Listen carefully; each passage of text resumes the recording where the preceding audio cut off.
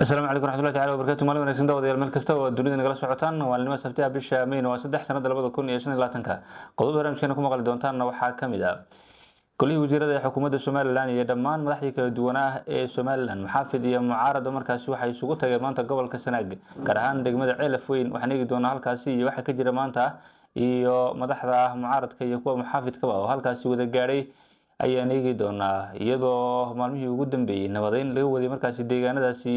ayaan soo qaadan doonaa iyo maanta waxa halkaasi markaa ka jira dhinaca kale hogaamiyaha magaalada Laascaanood Firdhiye ayaa u duulay markaasi magaalada Muqdisho xilli wali uu taagan yahay markaasi buuqa la xiriira guud ahaanba in ay diidan yihiin qaybo kamid ah madaxda maamul goboleedyada Soomaaliya inuu ka soo qayb galo shirka wada tashiga qaran ee halkaasi ka furmi lahaa dartiina markaasi loo joojiyay oo guud ahaanba ay ka hor imaadeen qaybo kamid ah madaxda maamul goboleedyada sidoo kale waxay wararku tilmaamayaan inay ka soo horjeedaan qaybo kamid ah dadka ka soo jeeda mas'uuliyiinta ka soo jeeda dhanka Soomaaliland ee ku sugan magaalada Muqdisho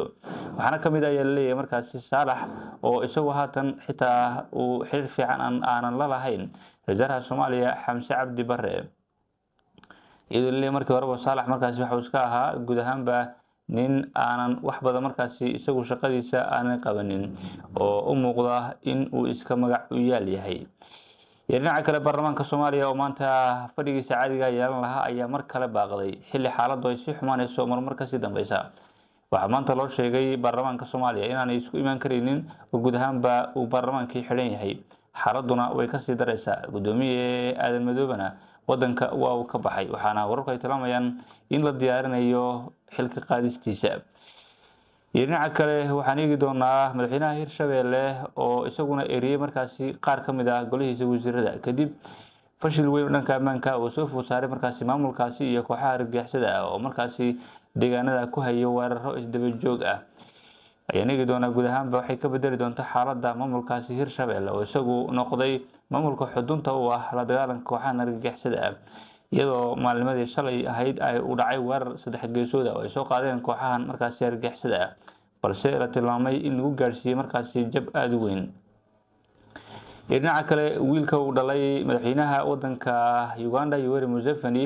ayaa waxa uu caalamka markaasi ka yaabiyay saacadihii ugu dambeeyay waxaana lagu tilmaamay markaasi in guud ahaanba ay tahay arrintan mid aan la aqbali kareynin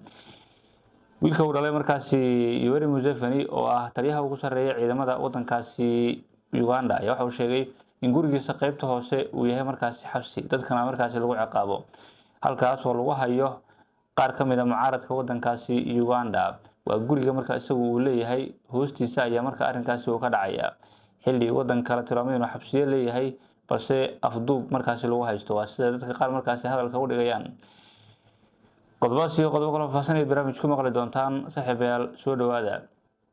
aan ku bilownay wararka naga soo gaaray deegaanka Ceelaf Weyn ayaa waxay sheegayaan in halkaasi maanta uu ka furmay xiritaanka shirka nabadeynta ee deegaanadaasi Ceelaf Weyn maalmihii ugu dambeeyay madaxweyne ku-xigeenka Soomaaliland ayaa waday hawlo ballaaran oo lagu markaasi nabadeynayo isla markaana ay lagu walaaleynayo dadka halkaasi wada degan oo muddo dheer uu ka soo dhaxeeyay markaasi khilaaf sababay in dhiig badan uu ku daato balse ugu dambeyn waxa ay xukuumadda Soomaaliland tilmaantay in maanta la soo afxirayo ama la soo gabagabeynayo colaadii muddada dheer ka taagnayd deegaankaasi Ceelaf Weyn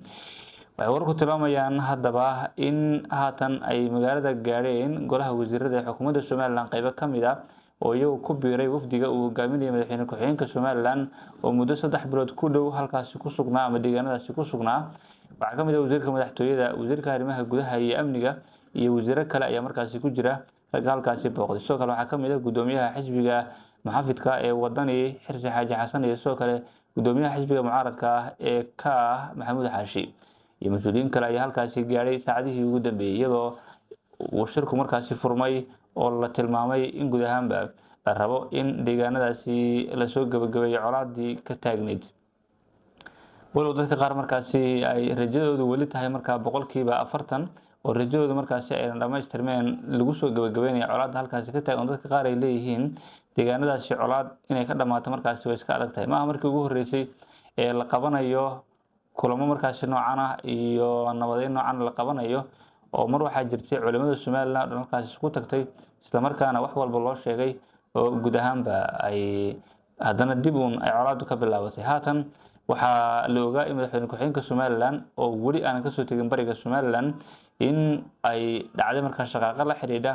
in la dhaawaco qaar ka mid ah odayaashii dhaqanka. si kastoo xaalku hada haatan waxaa leeyahay way ka duwan tahay arrinkii hore, waxaa la sameeyey qarameyn, waxaa laga qaaday markaasi hubka cusla ee yaalay deegaanadaasi,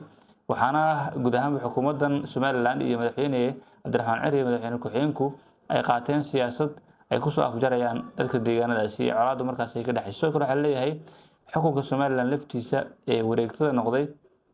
ee markaas haatan ay uu joogo madaxweyne Cabdiraxmaan Cali waa ninkii ku habboonaa ee deegaanadaasi markaa nabad ka dhigi lahaa, maadaama uu isagu deegaanadaasi markaa ka soo jeedo. si kasta oo xaalku hadaba waxaa maanta laga qabaa markaasi rajo weyn in shirkan ama xidhitaankan markaasi lasoo xireeyo nabadeyntii deegaanadaasi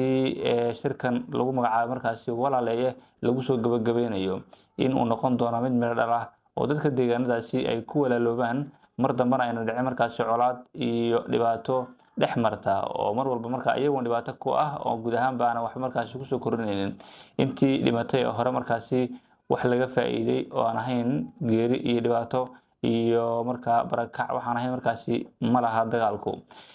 madaxda halkaasi ka qayb gashayna waa ay ku tuntuunsanad markaasi waa ay guud ahaanba u sheegeen dadka deegaanadaasi in nabaddu ay tahay waxa ugu weyn ee qofka bini'aadamka u baahan yahay. dhinaca kale madaxweynaha hogaamiyaha magaalada Laascaanood Cabdiqaadir Firdhiye oo weli markaasi la tilmaamay in uu taagtaag galay ka qaybgalka shirkii ka dhacay magaalada Muqdisho ee shirka golaha wadatashiga qaran ay war ku tilmaamayaan in magaalada Muqdisho u duulay oo xaggaasi u aaday si uu bal wax uga qabto ama uu isaga sasabo markaasi madaxda ka soo horjeeda. warku waxay tilmaamayaan madaxweynaha Koonfur Galbeed midka Hirshabeelle iyo sidoo kale Galmudug laftiisa markaasi inuu ka keenay hadal la xiriira guud ahaanba in ka qaybgalka shirkaasi ee Firdhiye. waxaa la leeyahay ragga ugu waaweyn ee markaasi xilligan diidan waxaa ka mid ah Qorqor iyo sidoo kale markaasi madaxweynaha maamulka Koonfur Galbeed lafta galeen, waxaana ay warku tilmaamayaan in xitaa ra'iisul ku-xigeenka oo isaguna kursi ku leh markaasi shirka in isaga laftiisu markaa uu ka keenay dood la xiriidha in Somaliland la kala gogoynayo oo arrinkaasina uun ahayn mid ku habboon dowladnimada Soomaaliya. warku waxay tilmaamayaan in xiriir fiican uuna ka dhaxaynin ra'iisul ku-xigeenka iyo sidoo kale ra'iisul wasaaraha Soomaaliya oo goor horeba ay arrinkan iyo arrimo la mid ah markaasi oo dhinac ka raran ay isugu dhaceen markaasi ra'iisul wasaaraha, maadaama ay noqotay dowladnimadii Soomaaliya in qof walba uu xitaa haddii mas'uul laga dhigo oo dadka Soomaaliyeed oo dhan markaasi mas'uul looga dhigo oo meel lagu magacaabo uu noqonayo markaasi nin qabiil ama nin markaasi guud ahaan bareer, maadaama dee qofkan wuxuu ku imaadayba ay tahay qaab reeraysan oo qaab markaasi aanan ku imaanin isagu kartidiisa iyo inuu guud ahaanba uu ku imaado wax isaga u gaar inuu ku imaado iyo aqoontiisa inuu ku imaanin uu ku imaaday reer ahaan ama 4.5 haddii ra'iisul wasaaraha wuxuu ku imaaday markaasi 4.5 oo waxa uu ku imaaday qaab qabiilaysan buu ku imaaday. haddii madaxweynaha laftiisa markaasi qaab qabiilaysan buu ku imaaday oo waxa madaxweynaha laftiisu uu u xidhan yahay qabiilo gaar ah oo aan ahayn markaasi qabiiladii kale iskama soo sharxi karayaan markaasi madaxweynuhu iskama soo sharxi karayaan. waa dulmiga iyo dhibaatada taala markaasi koonfurta Soomaaliya xilligan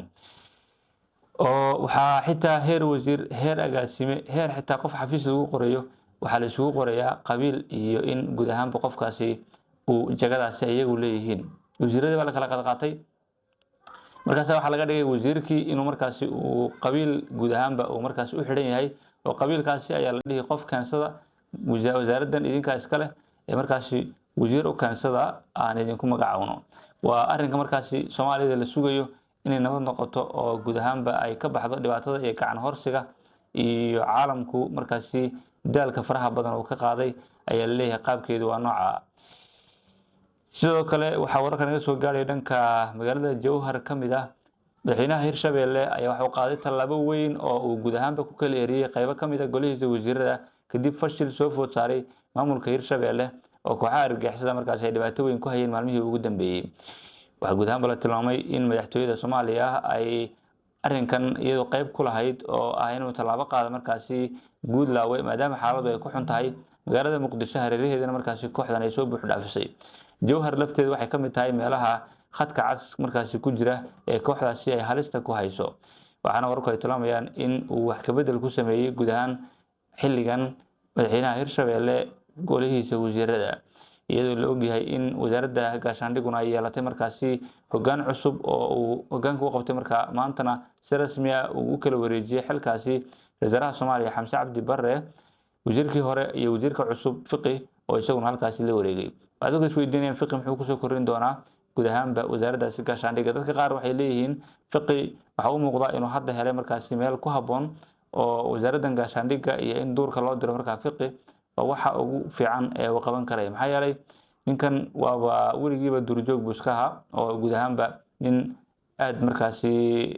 u ahaa markaasi nin wax soo bartay oo arrimahaas iyo ku fiicnaa ma uusan ahayn. nin diblomaasiyadeed oo siyaasi ahna maba ahaba oo waa nin iska markaasi guud ahaanba u muuqda inuu iska adag yahay geldira ah oo sida dadku markaasi ay ku xamanayaan. guud ahaan haddaba hadda waxay leeyihiin Fiqi waxa uu muuqdaa in mar horeba ay ahayd in loo magacaabo wasaaraddan gaashaandhigga oo noqotay hadda wasaarad muhiim ah marka la eego guud ahaanba Soomaaliya gudaheeda. wasaaraddan gaashaandhigga ma aysan ahayn wasaarad markaas sidaas muhiim u ah marka la joogo Soomaaliya. wasaarado kale ayaa ahmiyadda la siinayay sida wasaaradda arrimaha gudaha, wasaaradda amniga. wasaaradahaas ayaa markaas shaqooyinkii la qaadanayay. wasaaraddan gaashaandhigga marka ma aysan ahayn wasaarad inta badan qiimo badan markaasi ku dhaxlay wasaaradaha markaa Soomaaliya, balse haatan waxay noqotay meel la isku dilo oo guud ahaanba wasaarad ay noqotay aad muhiim u ah. waxa muhiimka ka dhigayna waxa ay tahay markaasi howlgallada socda iyo mashruuca kooxaha argagixisada ah, mashruuca ciidamada nabadgelyada ka jooga Soomaaliya iyo sidoo kale arrimahan amniga oo noqday markaasi arrimo markaasi muhiimadda koowaad u leh caalamka iyo Soomaaliya gudaheeda. arrinkaas ayaa keenay markaasi in ay wasaaraddu noqoto wasaarad budget badan iyo dhaqaale badan markaasi la geliyo oo dhaqaale badan hesha. wasaarad kastana waxay ku xiran tahay qiimaheeda ama guud ahaanba inay noqoto wasaarad muhiim ah dhaqaalaha soo galaya. hadduu dhaqaalaha soo galayo fiicnaado wasaaradda ugu liidata waxay noqonaysaa wasaaradda ugu fiican bay noqonaysaa. marka wasaaraddu waxay u kala markaasi badan yihiin ama u kala qiimo badan yihiin qaabka dhaqaalahooda iyo qaabka markaasi shaqooyinka ay qabanayaan ayay u kala iyo agsiga xafiisyada markaasi kala duwan ay leeyihiin ayay u kala yihiin muhiim.